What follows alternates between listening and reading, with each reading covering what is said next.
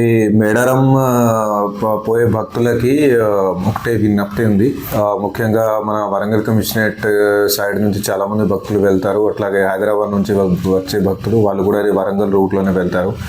అట్లాగే వీళ్ళు కాకుండా మనకి భూపాల్పల్లి సైడ్ నుంచి, కరీంనగర్ సైడ్ నుంచి, కాటారమండల్ ఆ రూట్స్ నుంచి కూడా వస్తారు.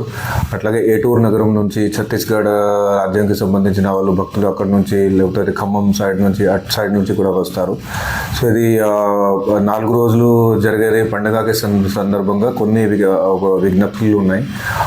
ఒకటేటే భక్తులకు రిక్వెస్ట్ ఉంది, ఇది అంతా కూడా అది ట్రాఫిక్ అంతా కూడా స్మూత్గా నడపడానికి, ఎవరైనాకి కూడా ఎలాంటి కూడా ఇబ్బందులు కలగకుండా చూసుకోవడానికి దయచేసి ఎక్కడ కూడా అది రాంగ్ డ్రైవింగ్, ర్యాష్ డ్రైవింగ్ ఎక్కడ కూడా చేయకండి.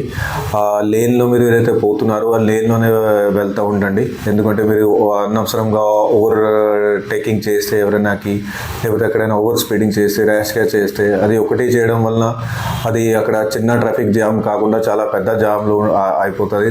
దాని తర్వాత కూడా ఉన్న వెహికల్స్ అవన్నీ కూడా ఆగిపోతాయి. సో అది రిక్వెస్ట్ ఉంది, ఎక్కడైతే ఇది ఎక్కువ అది రద్దీ మీరు రోడ్ల మీద చూస్తుంటారో, సో అప్పుడు ఎలాంటి కూడా ఓవర్టేకింగ్ కాకుండా మీ లేన్ మెయింటైన్ చేస్తూ, లేన్ డిసిప్లిన్ ఫాలో చేస్తూ అదే లేన్లోనే వెళ్తూ ఉండండి. కొద్దిగా అది ట్రాఫిక్ అది స్లో అయ్యే ఛాన్సులు ఉంటాయి, ఎందుకంటే చాలా భారీ మొత్తంలో అక్కడ వెహికల్స్ వస్తాయి. సో అది కొంచెం ఓపికతో వెహికల్ నడుపుతూ ఉంటే ఎలాంటి కూడా ప్రాబ్లం ఉండదు. మీరు అది టైంలోనే అక్కడ గుడి దగ్గరికి చేరుకుంటారు, పార్కింగ్ ప్లేసెస్కి చేరుకుంటారు. అట్లాగే ఇంకోటి రిక్వెస్ట్ ఉంది, మధ్యలో మళ్ళీ వేరే ప్లేస్లలో, షాప్లలో అది ఆపకండి. అది కూడా కొంచెం ఉంటుంది, అది దట్ షాప్లలో ఆపి ఏదైనా సరుకులు తీసుకోవడం, అక్కడ పర్చేజ్ చేయడం. సో దానికి కూడా రిక్వెస్ట్ ఉంది, దాని ముందు మీరు బయలుదేరే ప్లేస్ దగ్గరనే మీకు ఏదైనా అవసరాలు, మధ్యలో అవసరం ఉంటాయో ముందే మీరు చేసుకొని మీ వెహికల్ దగ్గరికి పెడితే, సో మధ్యలో దారిలో మీకు ఏమైనా అవసరం ఉంటే అది మీరు అప్పుడు తీసుకోవచ్చు, ఎలాంటి కూడా ప్రాబ్లం ఉండదు. అండ్ అది తినేటప్పుడు ఖచ్చితంగా అది రోడ్ పక్కన తీసుకెళ్ళి ఖాళీ ప్లేస్ ఏదైతే ఉంటుందో, లేకపోతే హోల్డింగ్ ఏరియాస్ మనం చాలా వరకు పెట్టినాము అక్కడే పోయి తినండి. రోడ్డు మీద ఎట్టి పరిస్థితుల్లో అది వెహికల్ ఆపుకొని అనవసరంగా వెయిట్ చేయించడం, అట్లాగే వెనుకన్న వెహికల్స్ని కూడా హోల్డ్ చేయడం అట్లాంటి ప్లేస్ చేయకండి. అట్లాగే మధ్యలో షాపుల దగ్గర అక్కడ కూడా వెహికల్స్ ఆపకండి, ఎందుకంటే ఇది మీరు వెహికల్ ఆపితే వెనుక ఉన్న అన్ని కూడా అది వెహికల్స్ జామ్ అయిపోతే మొత్తం ట్రాఫిక్ జామ్ ఉంటుంది.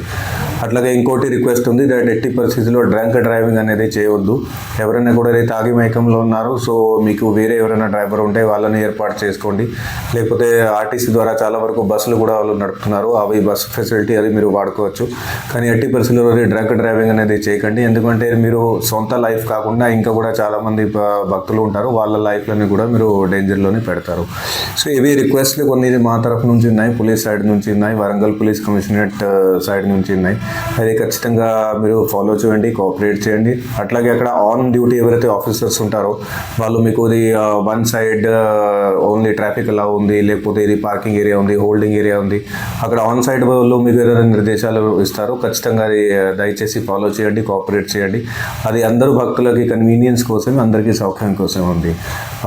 అందరికీ కూడా అది అంతా కూడా భక్తి శ్రద్ధతో అన్నీ కూడా దర్శనం కంప్లీట్ అయిపోవాలని అది మా ఉద్దేశం ఉంది.